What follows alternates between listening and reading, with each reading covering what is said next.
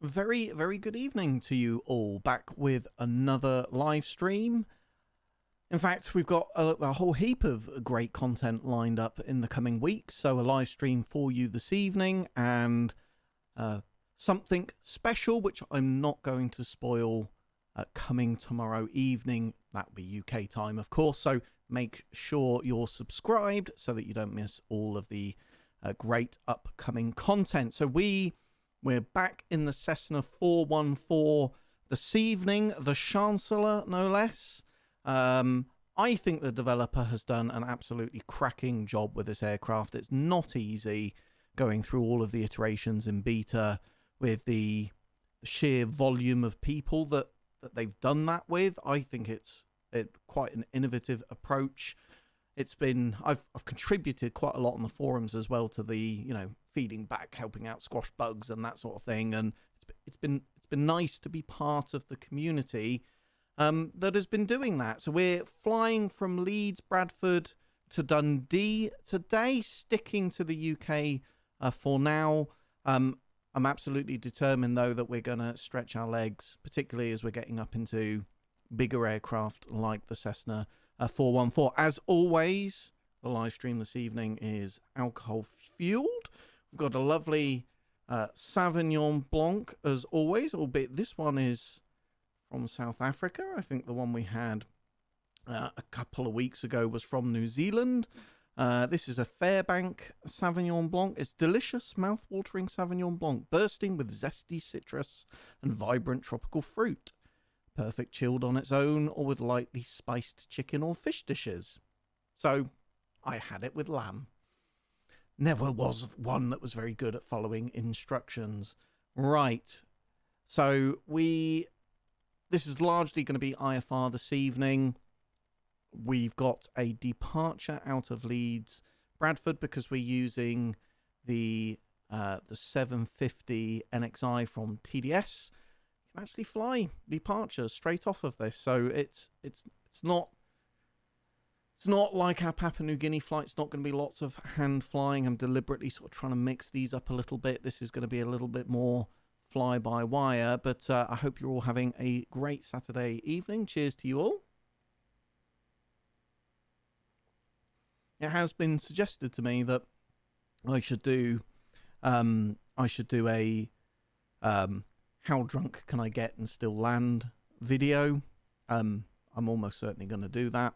That could be good fun. Okay, I think I'm going to get myself a top up. We're going to wade in. We're cold and dark at Leeds, Bradford. We're going to get all of our flight plan, etc. dialed in. I will, as always, be coming out of VR once we're up in the air. We've got autopilot set. I'll come back. I'll interact with you guys. We'll have a bit of a natter about news in the flight simulator world. There's quite a lot going on. What better way to relax on a Saturday evening than a live stream with my favourite people and my favourite flight simulator? Hopefully the audio volume's a little bit better today. I've been tinkering around. I've noticed that they've been quite quiet in previous live streams, so hopefully we've managed to get that sorted. Okay, right, let's migrate over.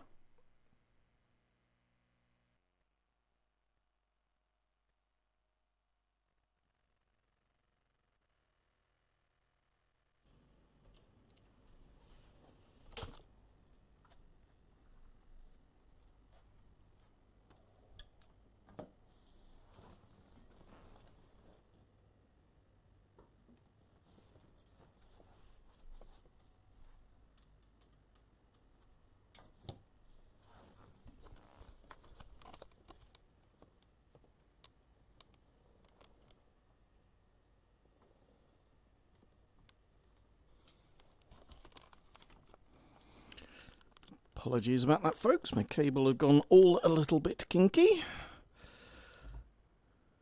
Right.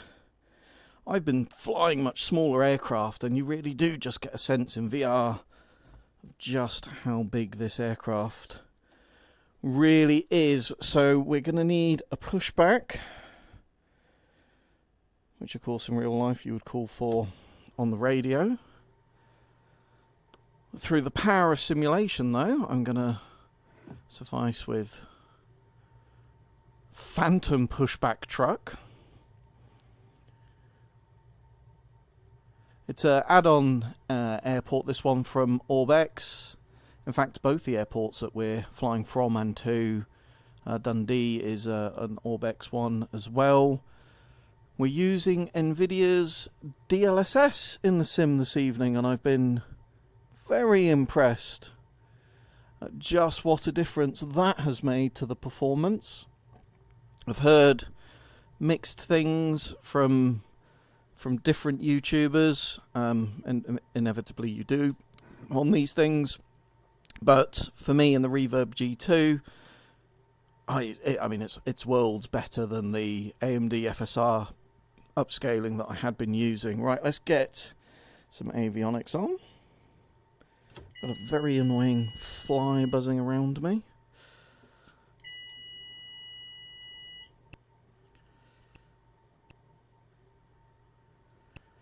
Okay.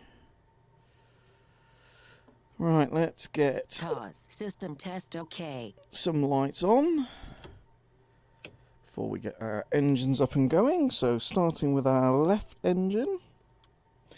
In fact, I should just make sure I've got adequate fuel for this trip.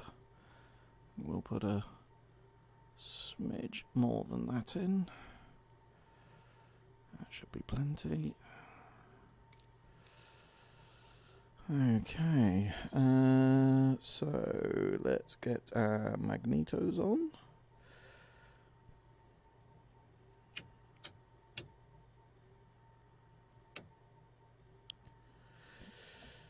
And left engine first. Prime the left engine. 3 seconds.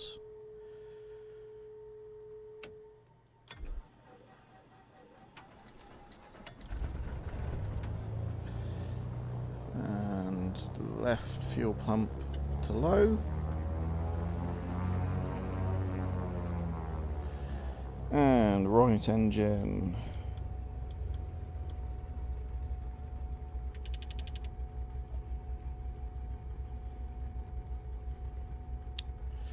Prime the right engine, 3 seconds.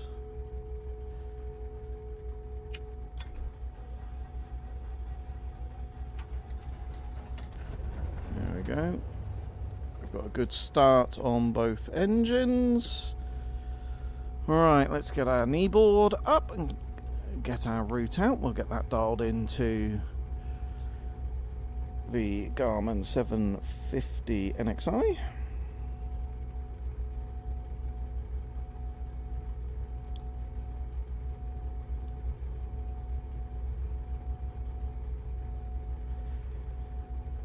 So I use SkyVector, great little app for planning routes. Just easy to take a screenshot off and bring that then into the sim.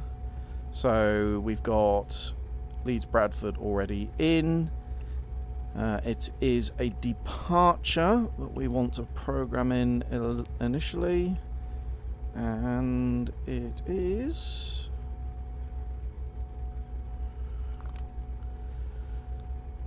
that one. Load that departure. And then that will take us to Pole. Then we're going TLA, which is following proper low altitude air routes. Then Grice.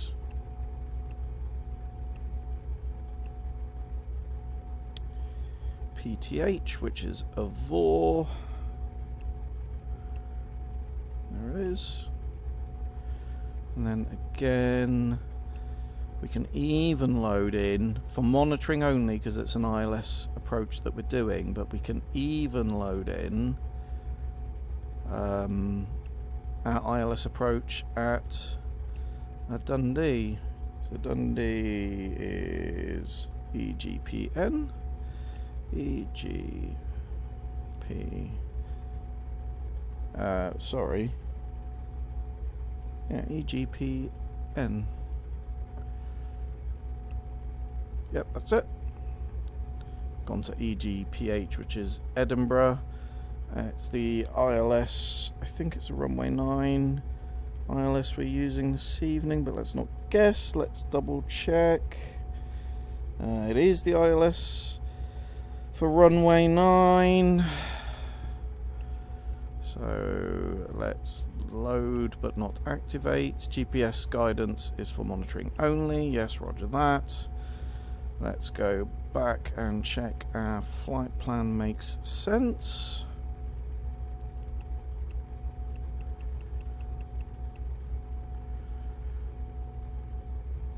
It most certainly does.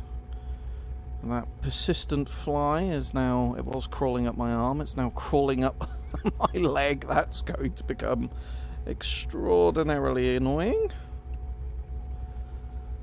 Okay, let's get some taxi lights on. We'll get our alternators on as well, otherwise we'll run out of battery power quite quickly. Okay, let's lean off that mixture. It does not need to be that high. And the beauty of having dual 750 NXIs is you can have different things going on the screen, so I can have a zoomed out and a zoomed in view at the same time.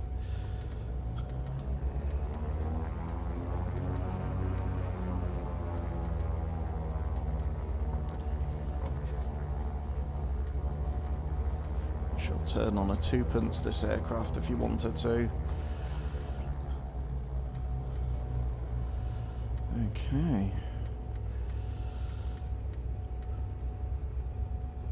We're going to want to be at 7,000 feet when we complete our procedure departure, so we'll get that dialed in.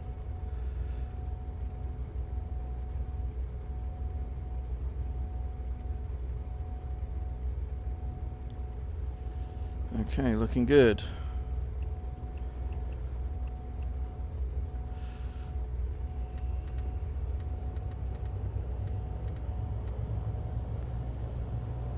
Got extendable and retractable landing lights on this aircraft.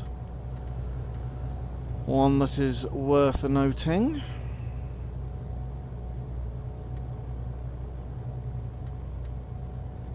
Managed to improve the stuttering in Microsoft Flight Simulator. I've turned off basically all traffic in order to do that, and it has made an improvement.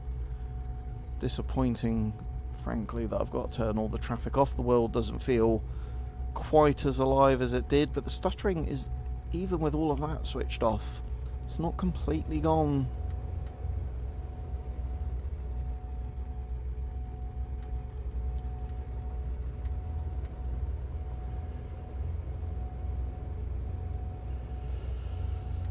Okay, let's get those taxi lights off.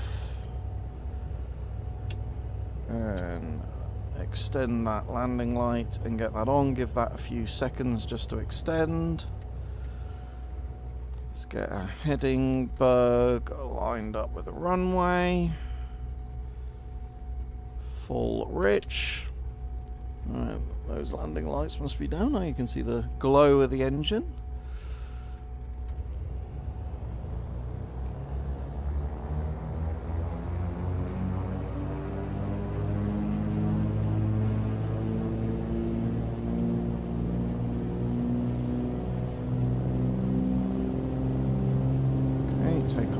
Set, airspeed is coming alive, T's and P's are in the green, 90 knots, rotate,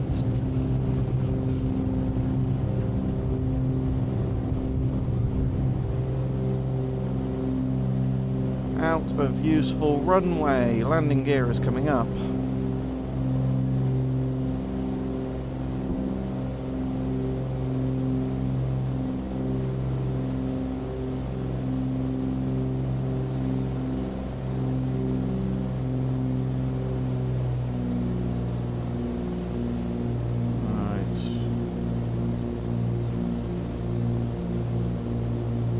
Autopilot is on.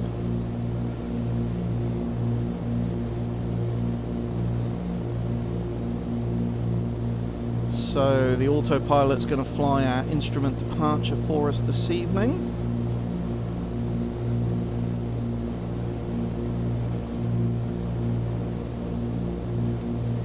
In fact, let's bring up our departure plate.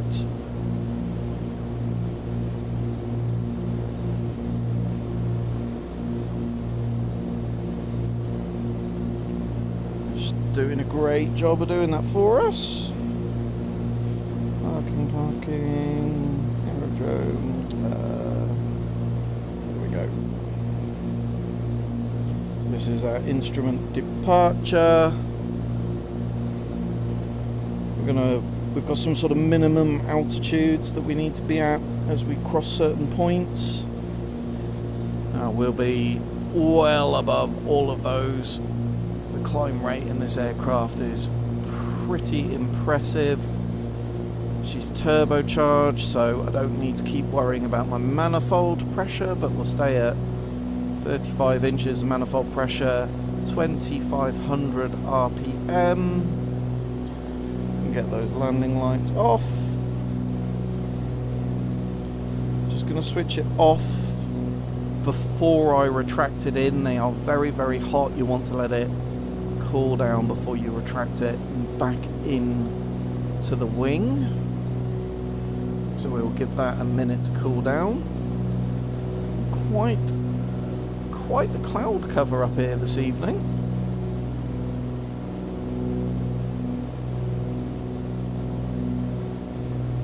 I've got DLSS set on the performance setting. As I say, I've heard different YouTubers say slightly different things. For me, in the Reverb G2, I'm very, very, very happy with how it looks. Very, very smooth. It's the smoothest that I've seen it. It's actually smoother. I was using the OpenXR toolkit, which provides NVIDIA's sort of non-DLSS upscaling technology, or AMD's FSR, and it was good. I mean, it was certainly significantly better than you were going to find just using the sim natively, but DLSS, in my opinion, looks better and is smoother, and I suspect they've still got further optimization potential. So very happy with, less the stuttering, which is Oboe really, I really do hope they do get on that and get that sorted. Other than the stutters, very, very, very happy with how this is performing at the moment. It's just coming up 5,000 feet. We're well above all of our altitudes. Here for our departure, we want to be at 7,000 feet when we hit the Pole Hill VOR, which we will more than comfortably make. Start leaning off.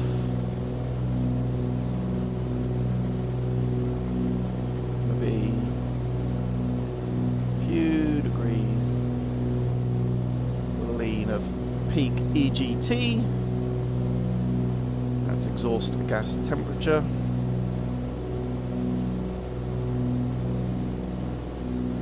Yeah, I mean, what a view.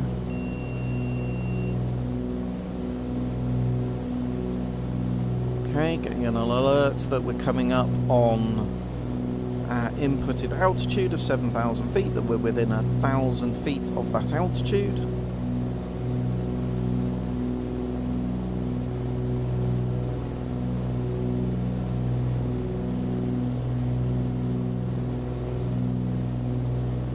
Just notice that our cowl flaps were closed during that, and they should have been open, but hey ho, good thing it's a sim.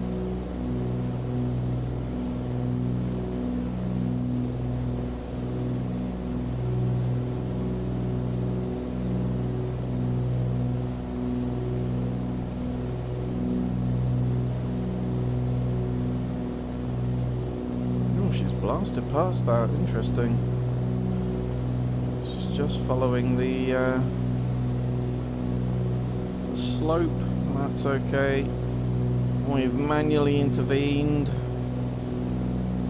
Bring that manifold pressure back to 31,000, 2,300 RPM. We can get the fuel pumps off and we can retract those landing lights. Right, so we'll stay at 7,000 for now. I think we'll take this aircraft up to 10,000. Service ceiling of 30,000 feet in the Cessna 414, so she is a performant aircraft without a doubt.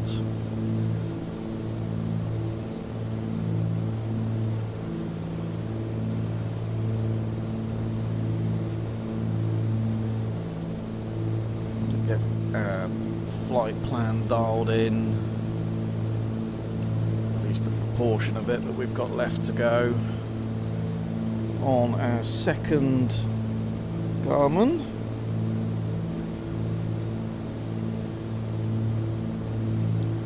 So pole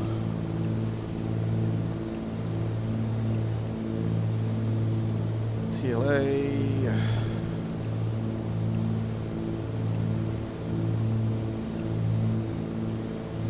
Grice.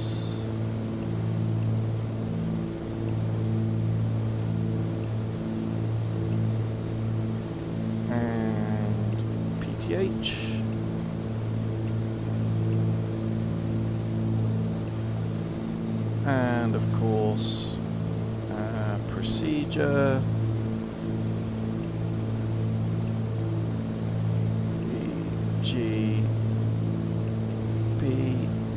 EGPN Dundee, and there's the ILS. Load that. Check to make sure that makes sense.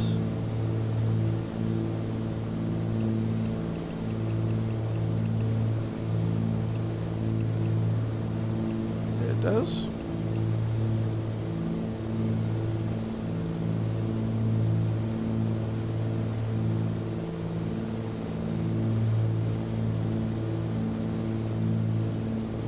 Perfect. Yep, that's exactly what we need. Grand. Right, coming up on our turn.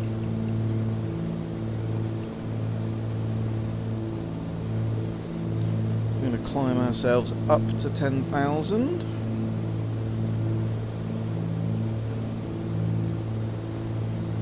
So we'll get our fuel pumps back on for the climb.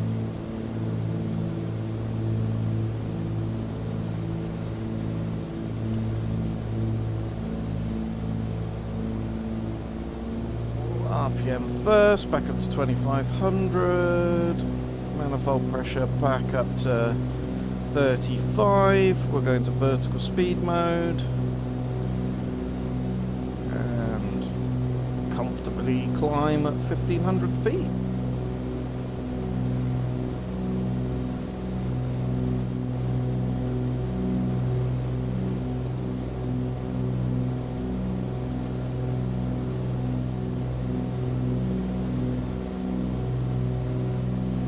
Bit of oxygen on, but not a lot.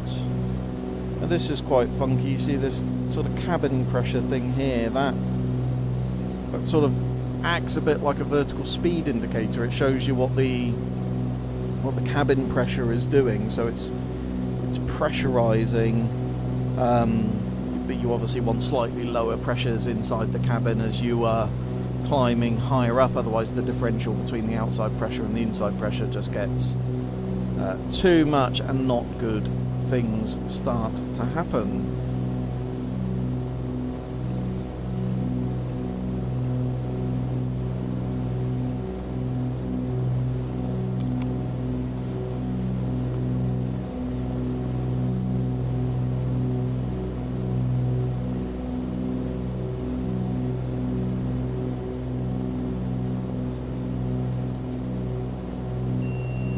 Okay, there's our alarm. We're within 10,000 feet of our intended altitude.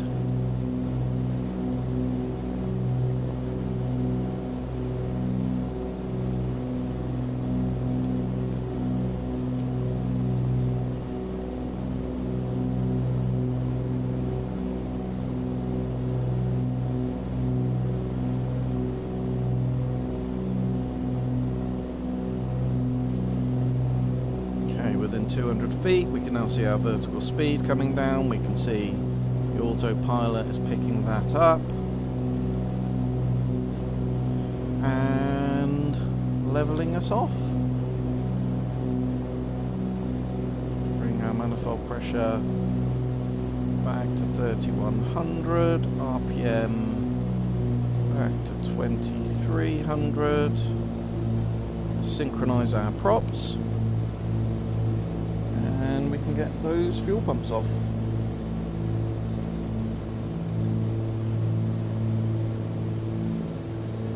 Now that is a sight that you will sort of be able to see, but the flat screen reprojection of it will be doing absolutely no justice to this whatsoever. Cruising at 10,000 feet, which is not a particularly high altitude for this aircraft, with a layer of cloud beneath you like that. That is absolutely stunning. Absolutely stunning. Immersive on a different level altogether.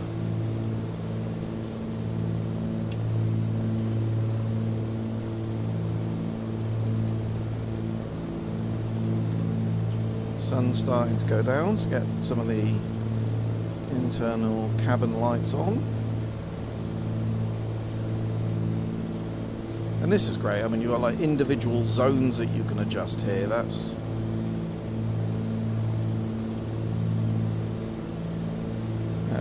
very nicely done.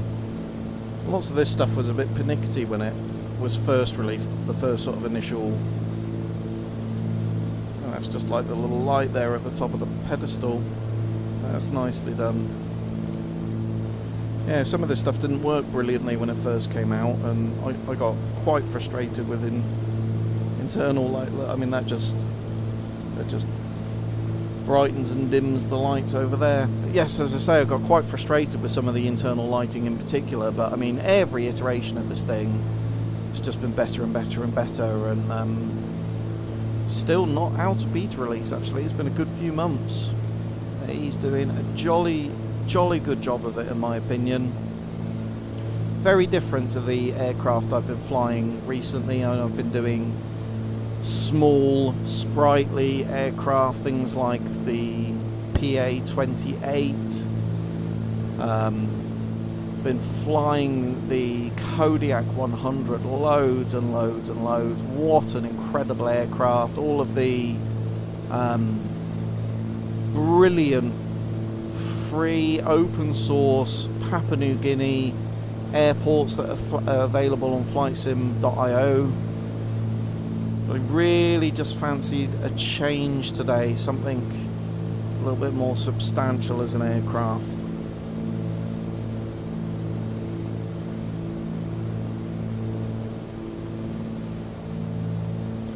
Yes, all of that's looking very nice. Plenty of fuel to get us through.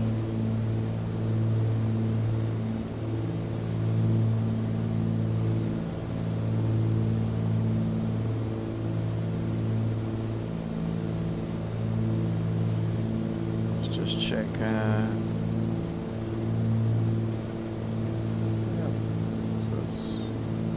That's looking good. All of our T's and P's in the green.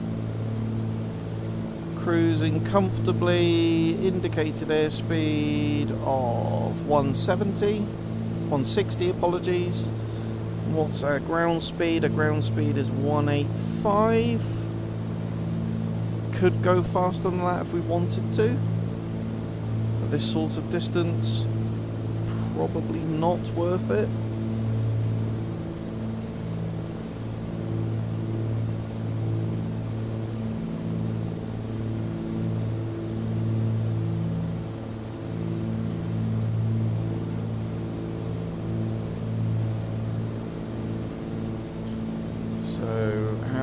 as until we reach our next waypoint.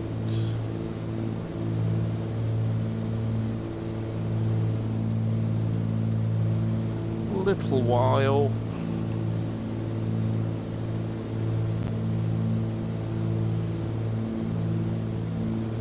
.95 nautical miles.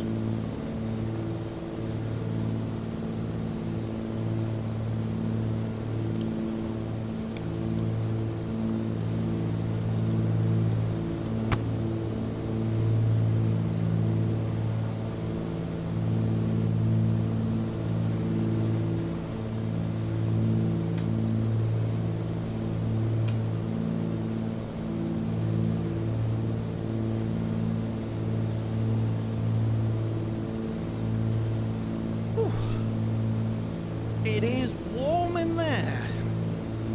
My white's gone red.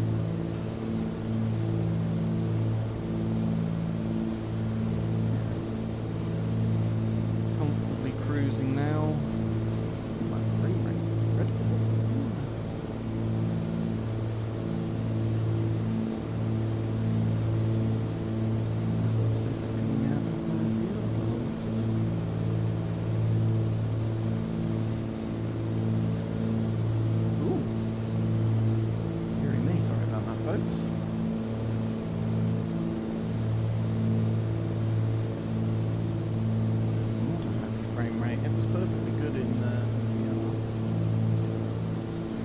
Settings for 1 second.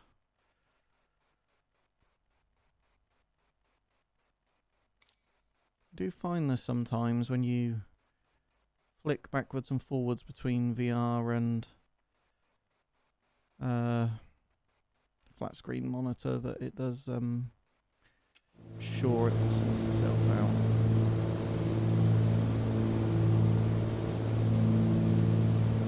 Right, let's have a look at the chat. Oh, I'm using the wrong mouse. Challenges of having multiple PCs. I've got a streaming PC and a sim PC.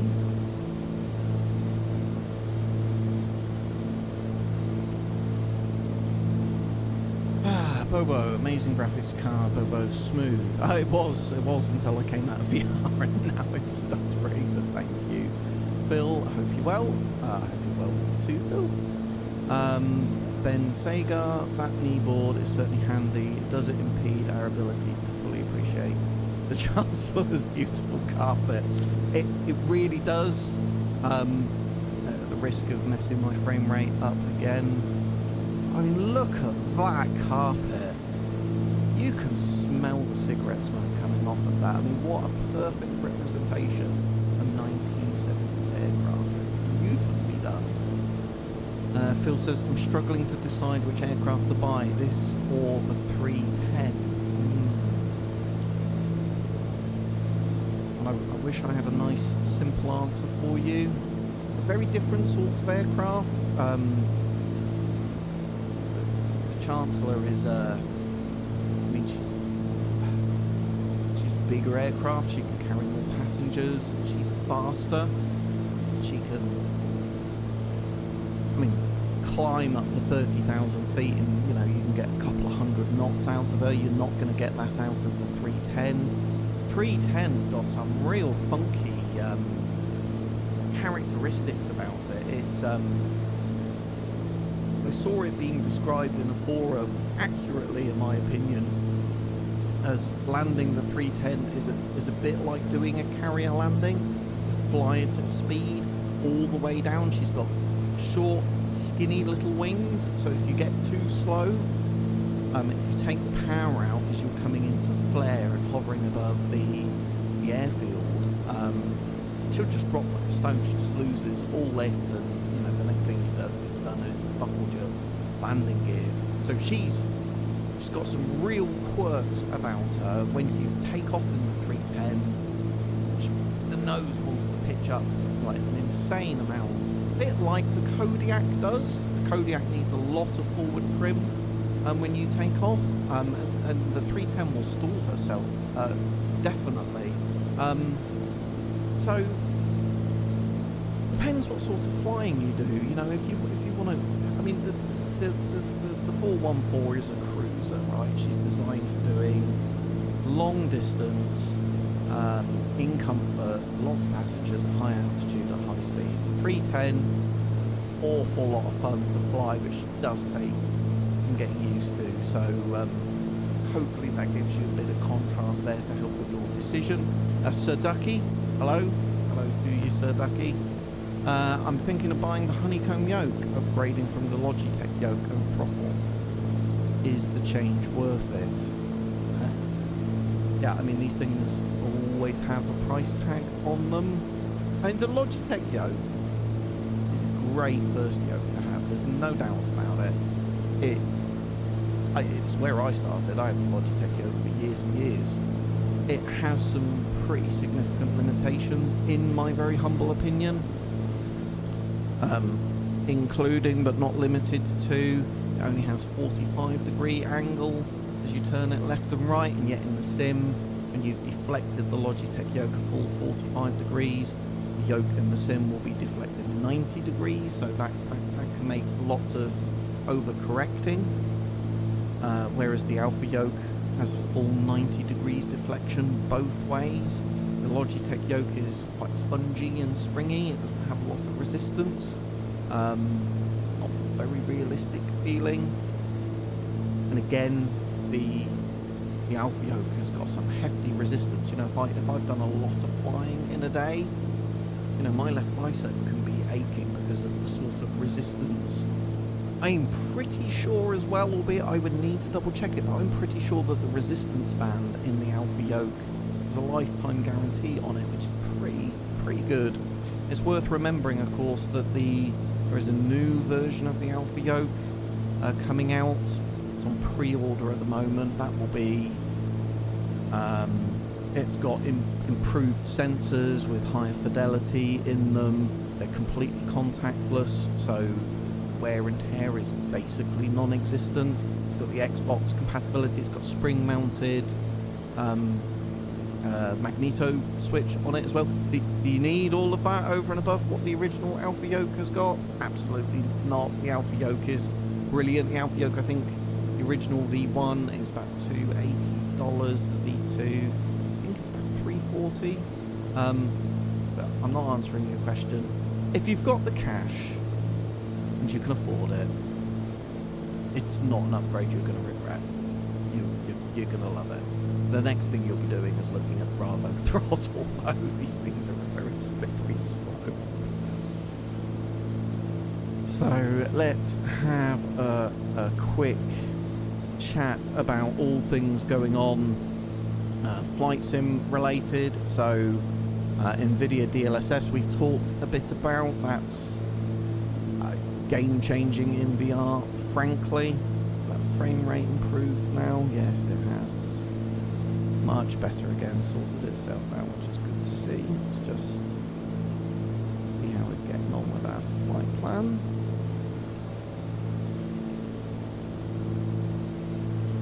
Yeah, I'm making pretty good time.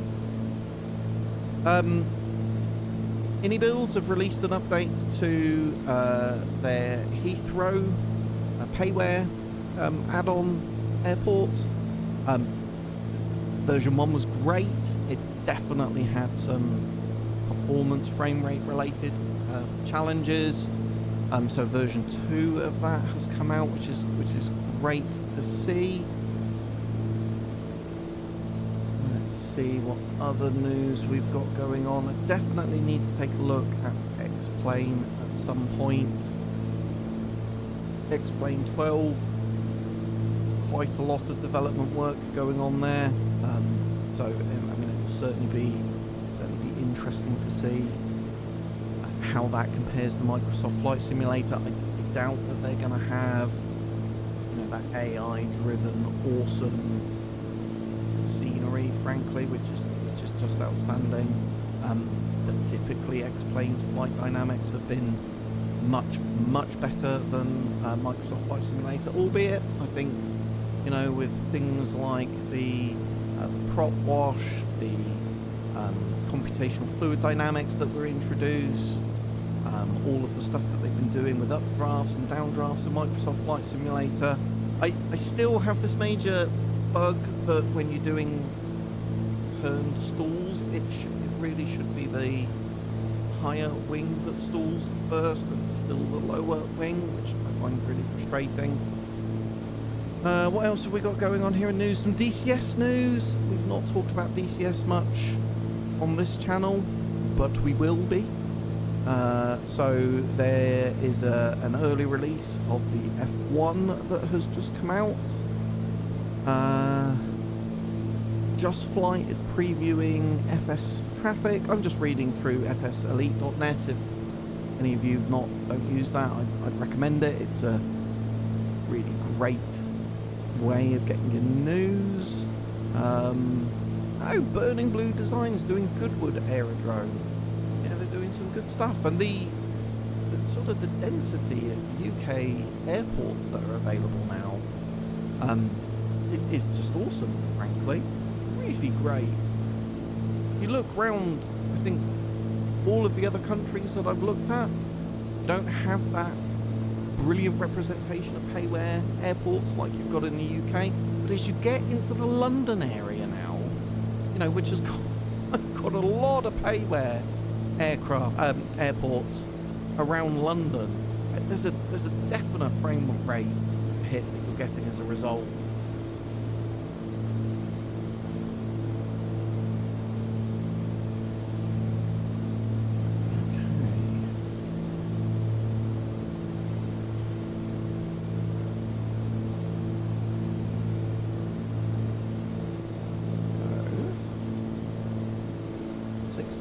Nautical miles left to go.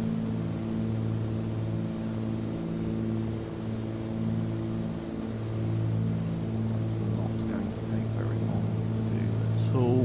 Once we get to that next waypoint, start descending. I think we'll descend down to sort of 5,000 feet, something like that.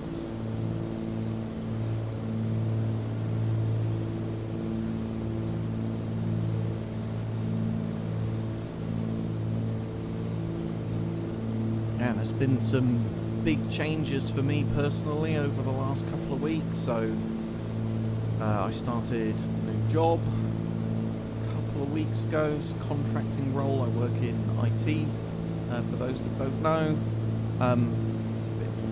Quite an interesting start, actually. Quite interesting work, some interesting challenges to get my teeth into. It's been a fair whack of travelling. The office that I'm working in is house. I mean, the great news is I'm only in there 2 days a week, so, you know, 5 days a week I haven't got any travelling to do. 2 days a week I've got a fair whack of travelling to do. I've been in and out of London a little bit, but that's been all change, pleasant change, but change nonetheless.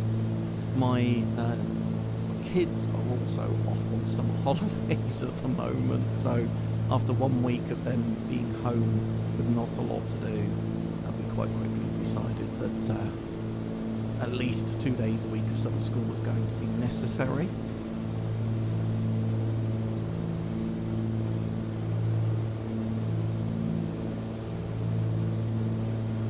That's a nice wine. I'm enjoying that. We've not drunk that before.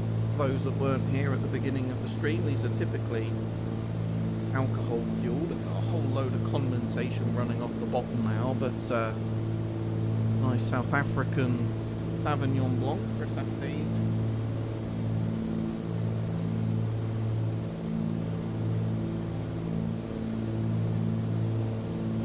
Getting suggestions here via text message.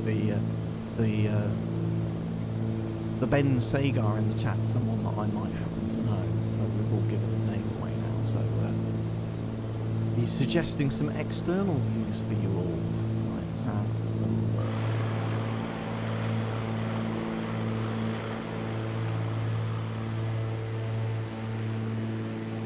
She's a beauty, isn't she?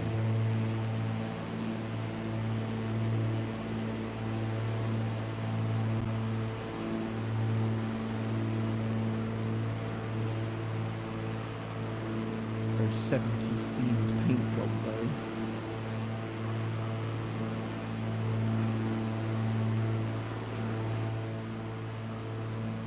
Apparently I'm quite quiet compared to the volume of the plane as well. Hopefully that's a little bit better.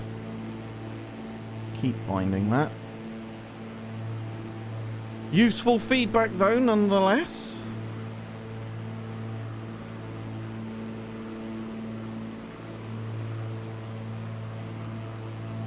Views are not something that I play around with an awful lot because I do so much of what I do in VR. Oh, hello, what's happened there? That's going to be my VR headset deciding that it wants to shut itself down.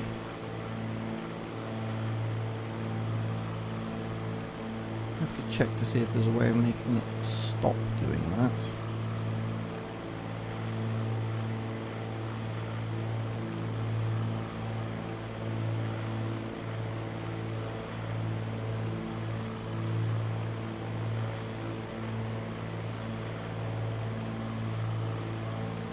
That's a bit better. It'll be a problem though when I try and go back into VR. Definitely need to try and stop it doing that. Very frustrating when it happens.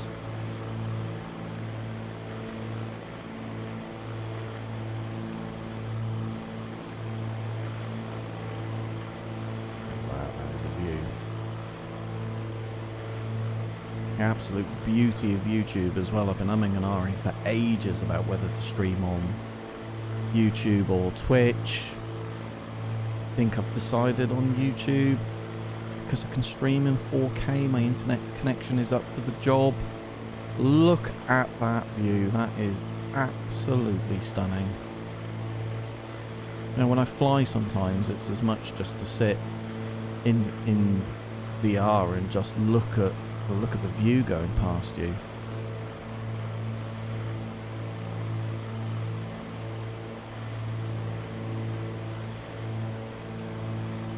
Welcome for those that are new to the stream. I hope you're having a great Saturday.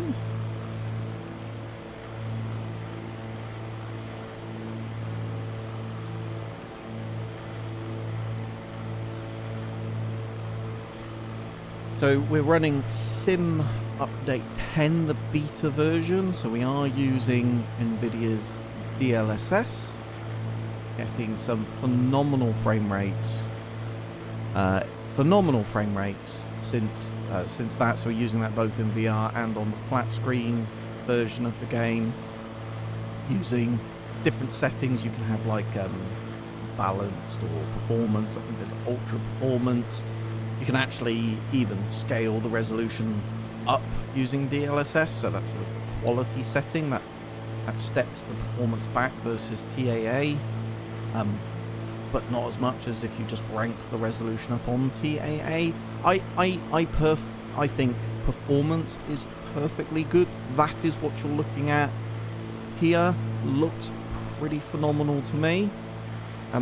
We could change it on the fly. Always dangerous to do in the middle of a stream, but why not? So we could go for the balanced setting. This is not changing the settings in VR. I've got separate settings for that. This is the PC based settings. What do you lot think? Can you see any difference? I mean, it looks the same to me. Hang on. This is when I admit that I'm blind as a bat. Right, that's quality. No, sorry, that's balanced. That's balanced. Ingrain that in your mind. And then we'll go back to performance.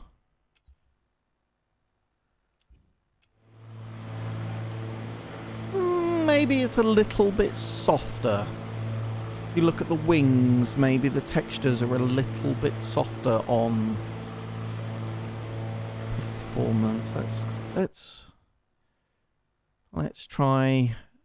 There's ultra performance. Yeah, okay. I mean that I can see the differences. So you can see some shimmering and artifacts on the clouds just below the aircraft. The wing looks quite a bit softer. Go back to balanced. Yeah, okay. I'm having to look for it though, folks, I would say. Let's have a look at quality.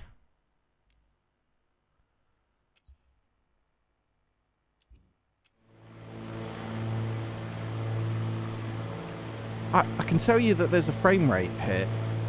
I don't have a frame rate. In fact, let's bring up the frame rate counter. That's a good shout.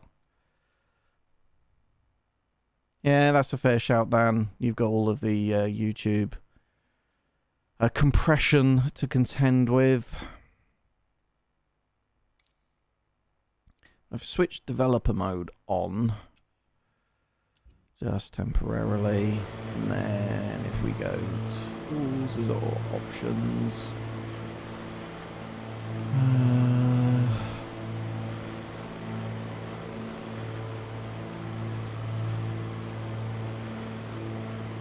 Display FPS. So, and by the way, this is maxed out at 60 frames per second. Because that's the max refresh rate of this monitor. So that's the quality setting, 60 frames per second. That's pretty impressive, isn't that? A little bit of a drop as you move it around, but...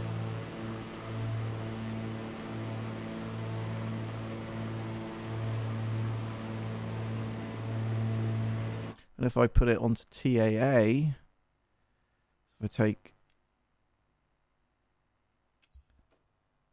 that, and right, okay, no, quite a big drop, and that's varying between 50 and 60 frames per second, whereas on the quality setting for DLSS, that was just fixed at 60. I mean, everybody's system's a little bit different. I'm sort of struggling with people that are saying that they're not very impressed with far less variation, and that's on the quality setting.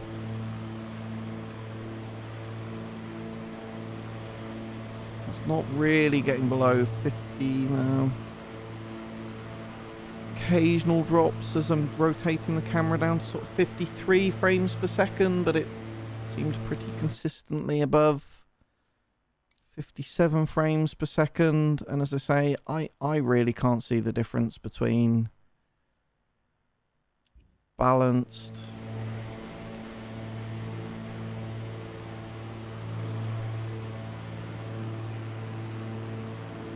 and then putting it on performance.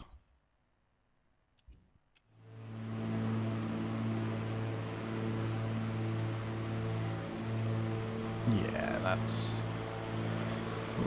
pretty consistent on that. It's going to sit quite comfortably at 60 frames per second.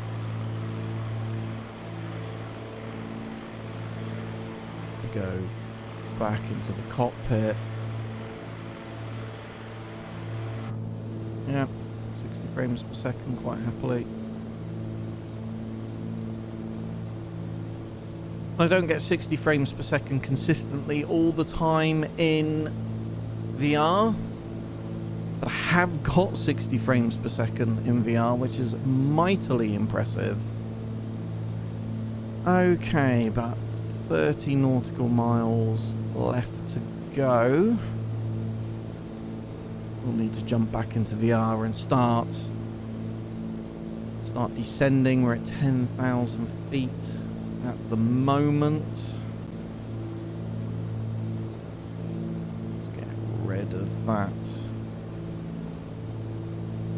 frame rate counter. And let's get the developer settings switched off, because that it's quite easy to catch the menu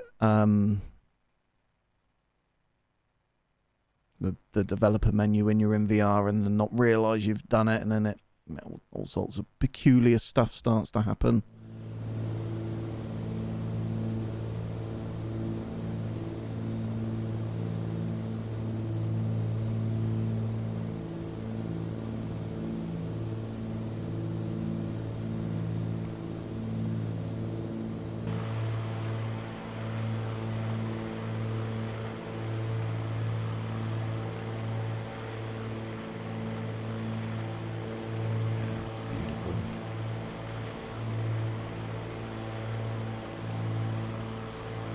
Doesn't get much better than this, folks.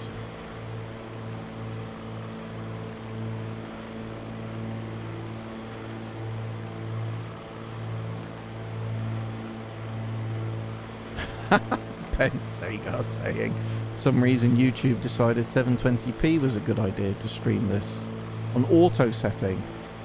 My good friend, you should have 4K available to you.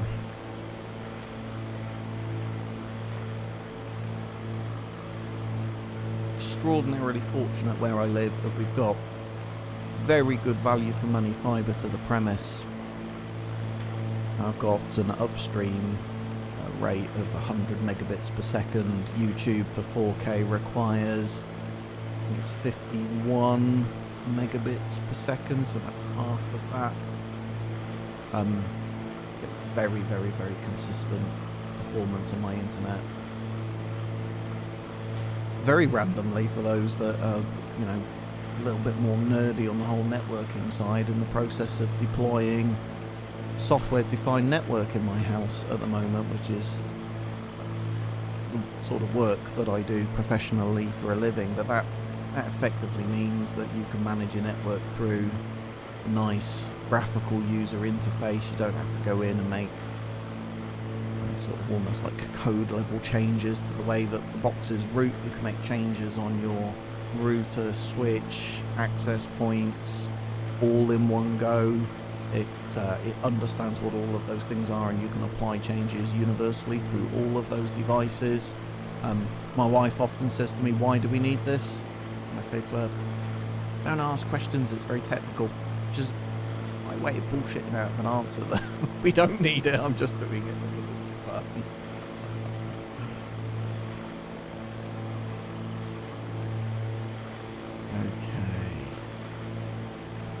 So yeah, I'm very, very, very, very pleased with the performance of DLSS in this. I think it's got some still to go, without a doubt.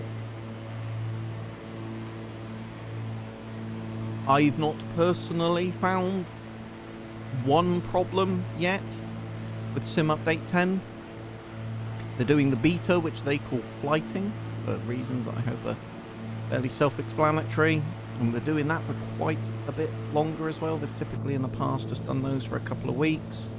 Doing that all the way until almost the end of August with this. So if you're chomping at the bit to get your hands on DLSS, I would recommend that you go and sign yourself up to the beta.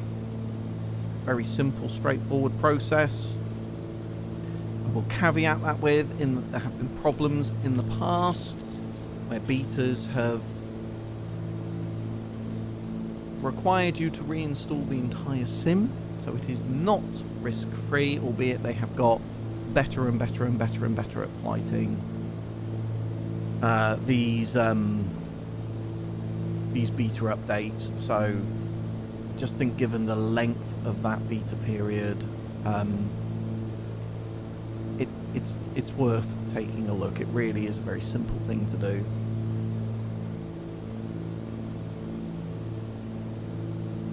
Okay, so we're coming up on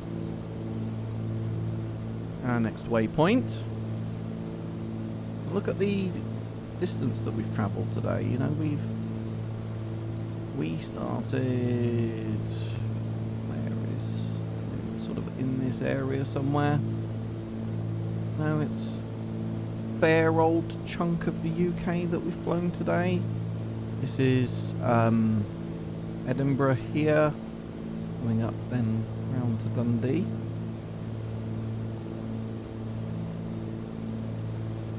look at the quality of the texturing here in the Chancellor, taking around. Look at the back again, that wonderful royal red carpet. Is it royal red or is it maroon? I'm going to go with royal red. It doesn't look pink enough to be maroon. Right, I'm going to have to jump back into VR. We've got some descending that we need to crack on with, so bear with me, folks. I guarantee that my headset will have gone to sleep, so this is going to take a little bit of adjustment.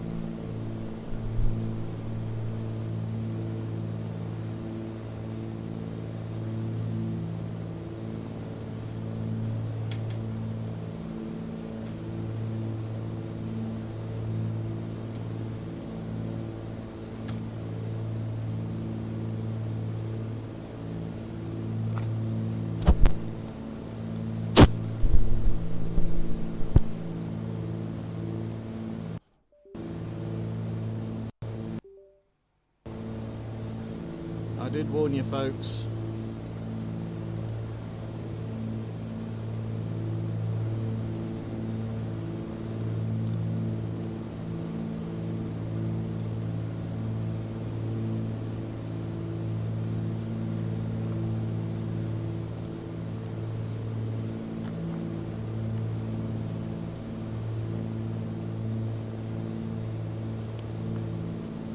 Okay, I think that's all working okay.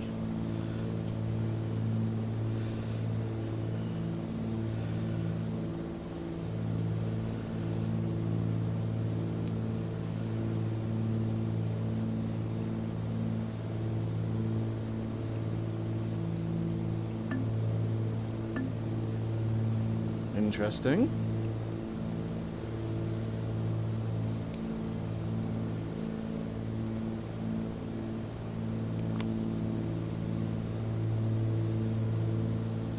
I've got a feeling our TDS has bugged out on us.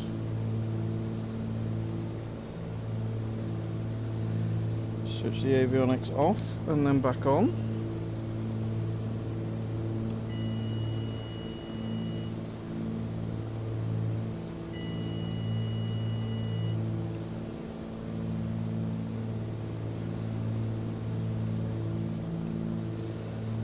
Very unlikely thing to happen in a real aircraft. TOS system test okay. Okay, brilliant. We've lost our flight plan. That's a Microsoft Flight Simulator problem, not a Garmin problem, just so that we're all clear. I think we're heading to TLA, so let's get that dialed in quickly. Nothing like a little bit of drama mid-air to keep things exciting.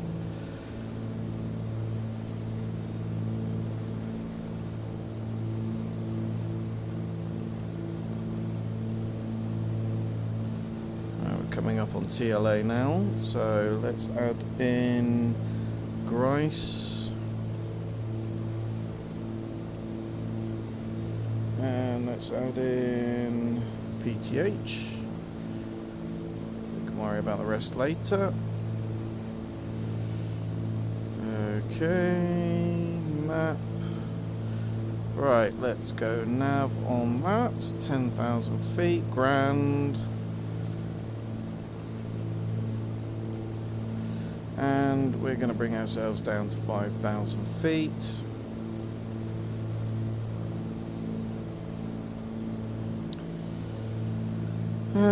Vertical speed mode, and let's descend at 1,500 feet. Let's bring our power back.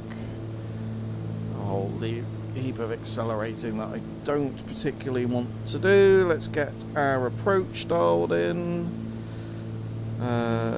Procedures, approach, and that will be EGPN, Dundee, ILS 09, load the approach, yes, it's just for monitoring. Okay, so we're back in business.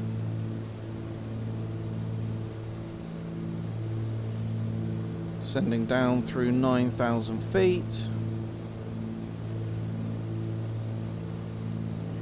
Let's get our approach plate. And 10810. 10810. Pre-programmed. It's like I thought about this earlier, and let's get the ATIS dialed in as well, why not? 119330. 1933. Enter. Dundee Airport information, Charlie 1900 Zulu. Wind 271 at 4. Visibility, 9er. Sky condition, few clouds at 1,800 feet, few clouds at 4,800 feet, ceiling 18,300 feet broken. Temperature, 15. Dew point, 1 tree. QNH 29.902. One of my absolute bugbears of Microsoft Flight Simulator is that it always does a Q&H should be in hectopascals, not inches of mercury. That is the globally agreed upon standard. So we're going to have a slight tailwind as we come into land. It's nothing major, 4 knots. Certainly within the tolerance of this aircraft. A Dundee only has ILS in one direction, not in two, so we are going to stick with a runway 9 approach.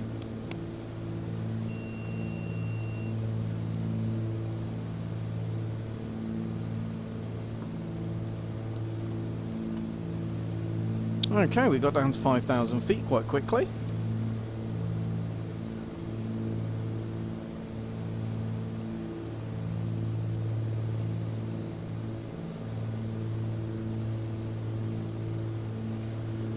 I want to maintain a reasonable amount of altitude in this part of the world. It's quite a bit more bumpy up in the north. I'm actually going to take us down to 4,000, I think.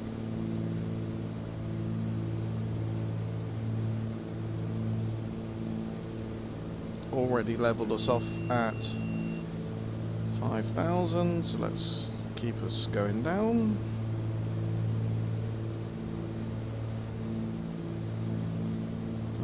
Bit of stuttering going on there, which is a bit annoying. Little bit immersion braking, sort of my wish list of things for them to sort out in Microsoft Flight Simulator. That stuttering is top of the list at the moment.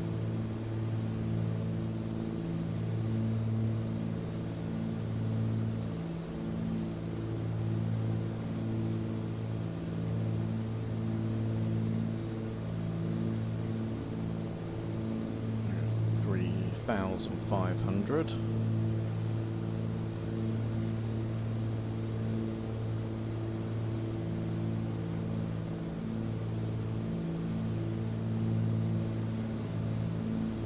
It's a beautiful part of the world, north of England.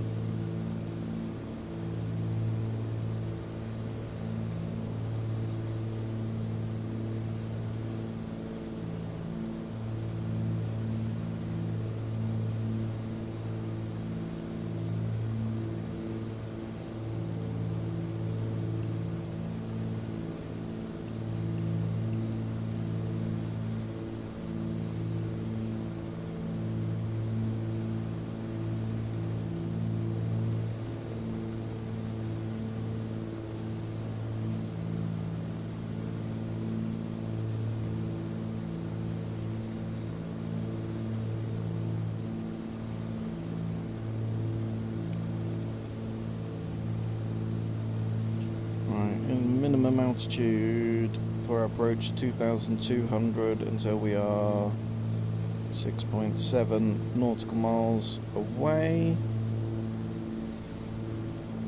not picked up the ILS just yet on our DME.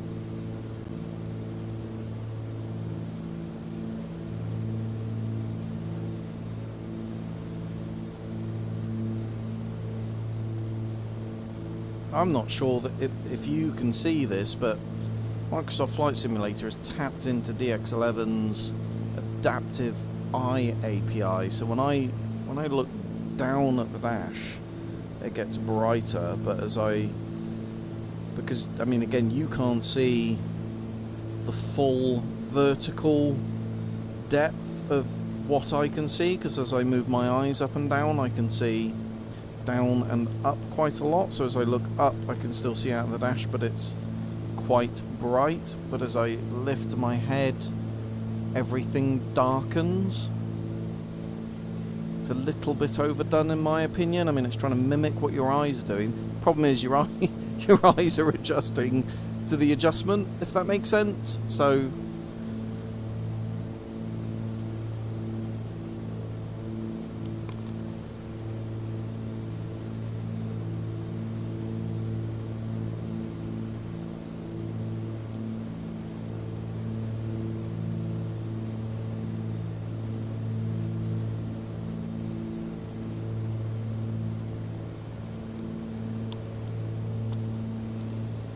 if you've just tuned in, folks, we are getting ready for our approach.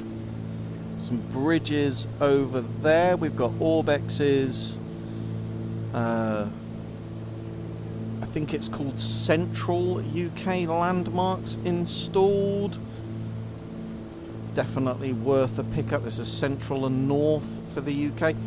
Slightly strangely named for us that reside in the UK, because the north of England, the way they've represented of what they've called Central, and it's Central I guess if you look at the whole of the UK, but we tend to call what they've called Central the North England, and then there's Scotland, and what they've called the North effectively is Scotland. They're not wrong.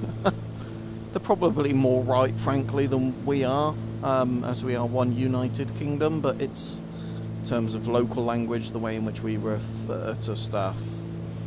I think we can come down to 3,000 feet.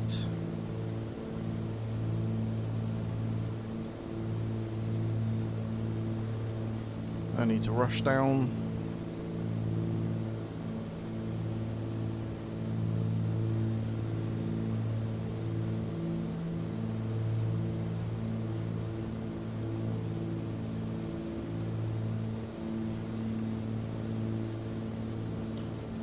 Nautical miles out from our next waypoint.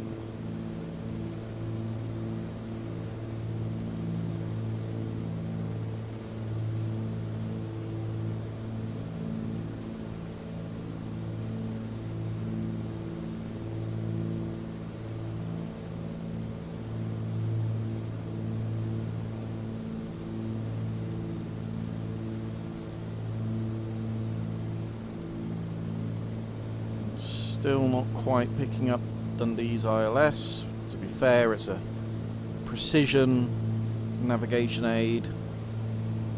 Precise but not loads of great range. We are, however, getting the ATIS.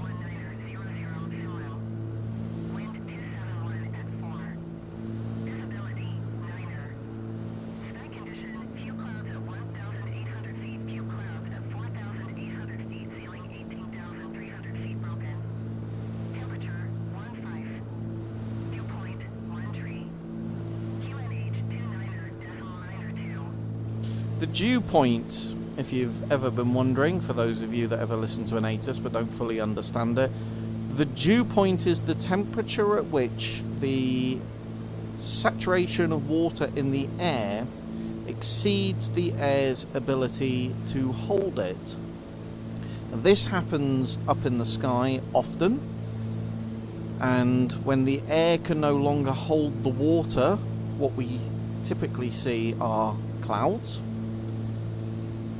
When the temperature reaches the dew point down on the ground and the air is no longer able to hold the saturation of water in it, what we see is fog. So clouds and fogs effectively are the manifestation of the same physical characteristic, which is that the amount of moisture in the air relative to the temperature has exceeded the air's ability to hold it. So clouds and fogs and fog, for all effects and purposes, are the same physical manifestation. A whole load of wind turbines over there, a whole load of wind turbines over there. Very, very, very, very useful visual landmarks. Some very steep terrain just in front of us.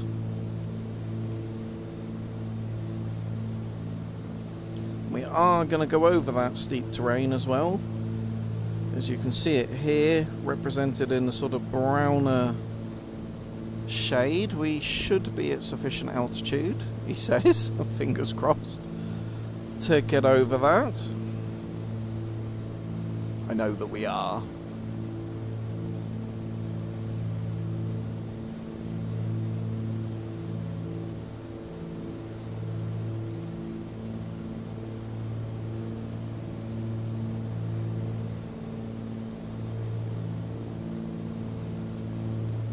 Bit more manifold pressure in. Sun's starting to go down. Get some of these internal lights on.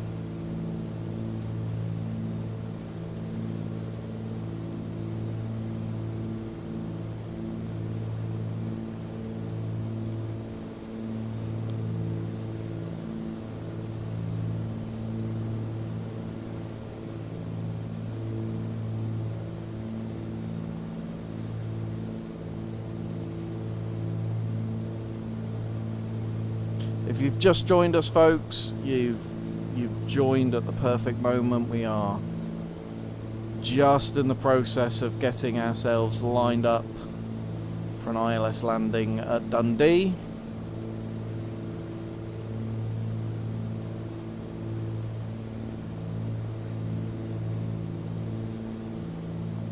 Some mountainous terrain directly in front of us, and once we are past that, bring ourselves down to the minimum altitude for Dundee's ILS approach, 2,200.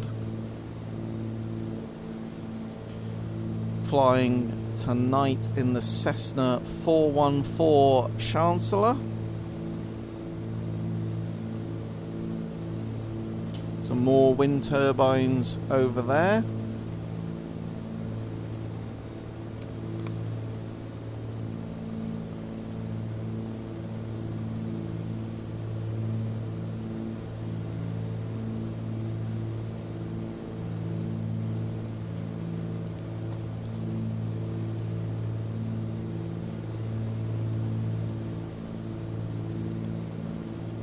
Looks like we're going to go pretty close to those wind turbines.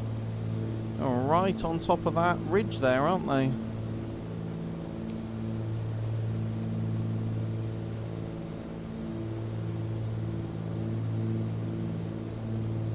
That just looks incredible.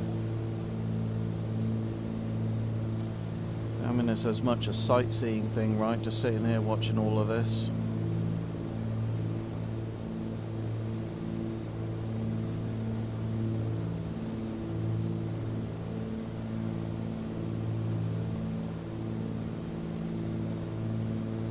And I bet my bottom dollar that's part of the Orbex scenery enhancement. I mean, I could be wrong, but I would be surprised if that was just the stock scenery.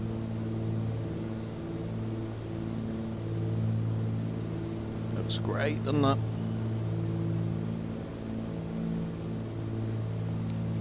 Far too much stuttering still for my liking, but you know, with DLSS, if they can nail that stuttering Folks, I'm not going to lie, I could probably just live in here indefinitely.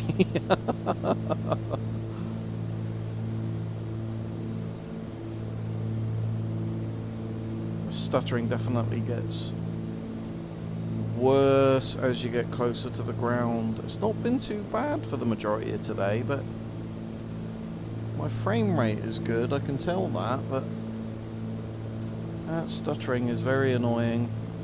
Not sure if you can see this, but I can see reflection of like small micro scratches on the windscreen and fingerprints and stuff like that.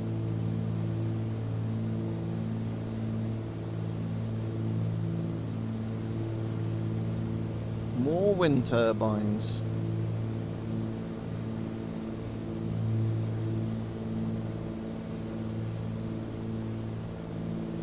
More over there as well. It's like it's windy up in the north. Right, I think we're good to get ourselves down to that 2,200 feet.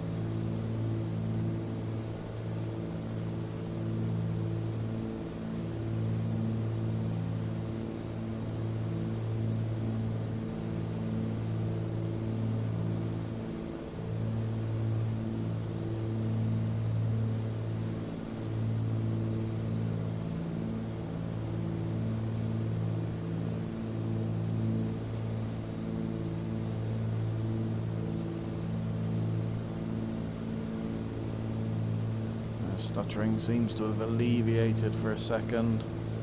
I'm absolutely convinced it's to do with something being streamed over the network. I've been playing around with my network settings. I did say earlier on in the stream I switched all traffic off, cars, aircraft, airport traffic. I've switched all of it off. That's definitely helped alleviate it.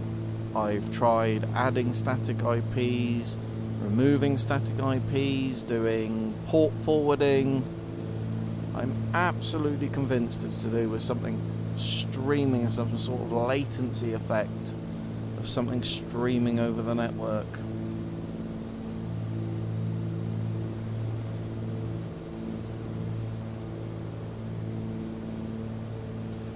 Oh, we're coming up on our final turn for this evening, folks.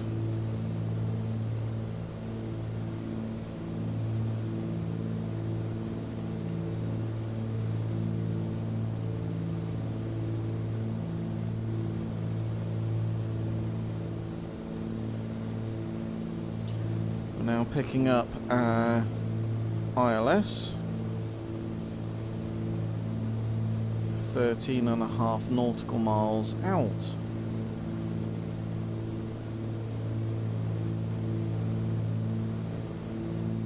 Dundee is just sort of that away.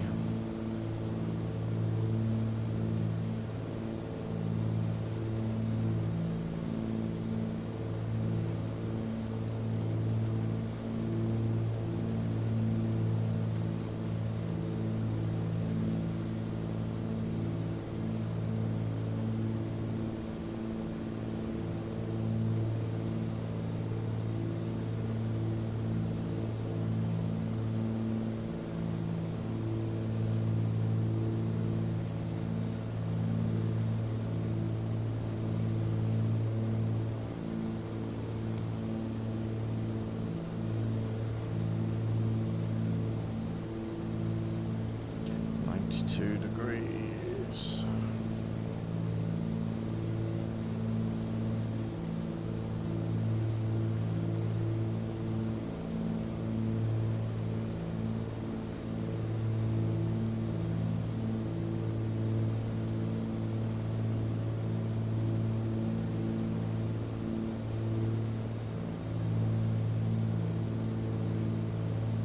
Switch over to our heading.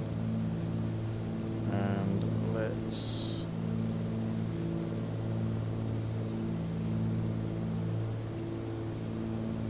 Interesting.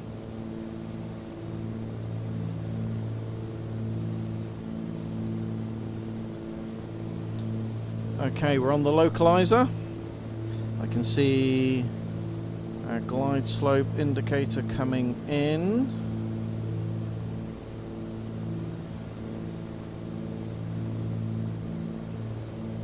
We're on a long final now, coming into Dundee.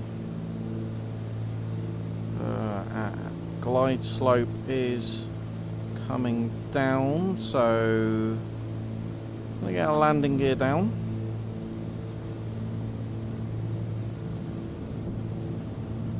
Three greens. The gear is down and locked. Let's get that first notch of flaps in.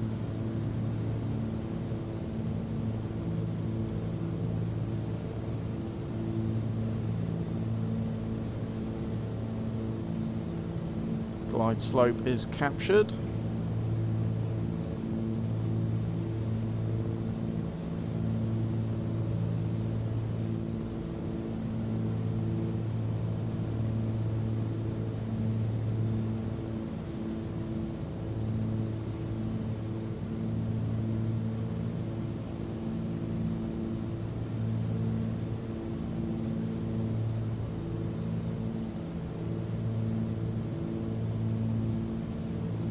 Still on the autopilot at the moment. The intention of this live stream is to sort of do the opposite of what we've done in the last couple, which were very much VFR flights. This is very much an IFR flight.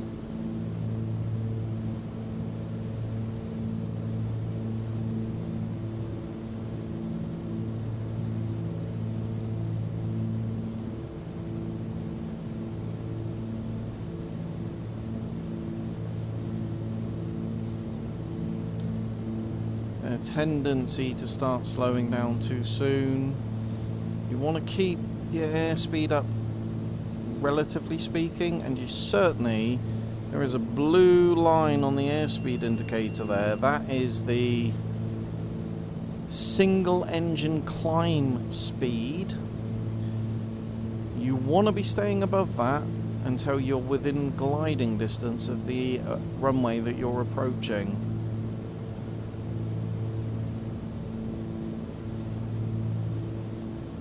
Right, we're going full rich. Second notch of flaps and going high RPM.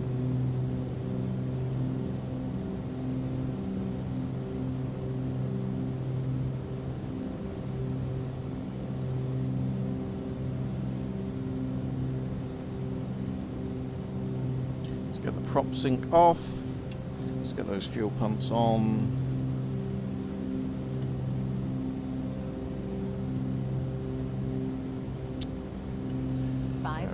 Let's get that autopilot off. We're a bit fast. Getting down to that blue line, a little bit low. We're within gliding distance. Let's get that final notch of flaps in.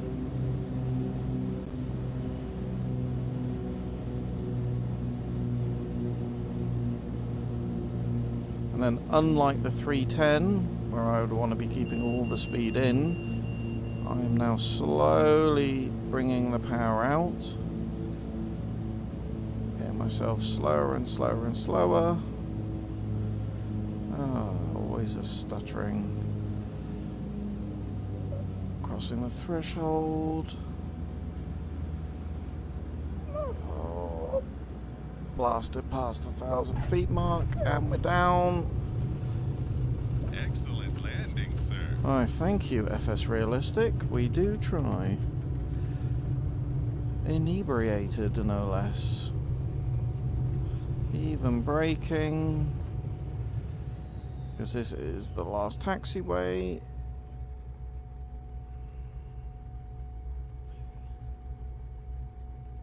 She was a little long on the landing. We're a little bit too fast coming in, but she touched down gently. Okay. Let's get those fuel pumps off, because they make a very annoying noise.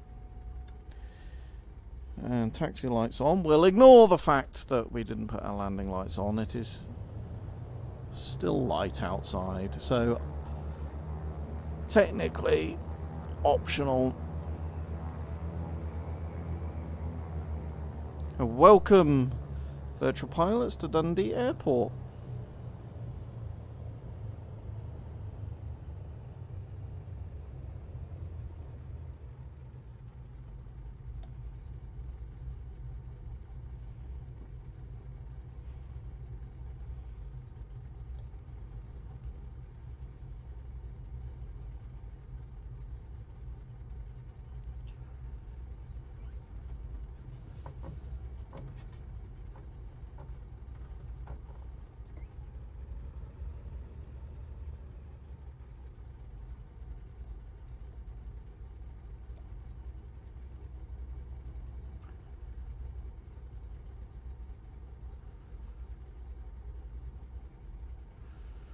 Okay, parking brake is on. And fuel cut off. Let's get these lights off. Magnetos off. Avionics off. Again, still don't know why it does that. And lastly, fuel pumps off. There we go, we arrived in one piece.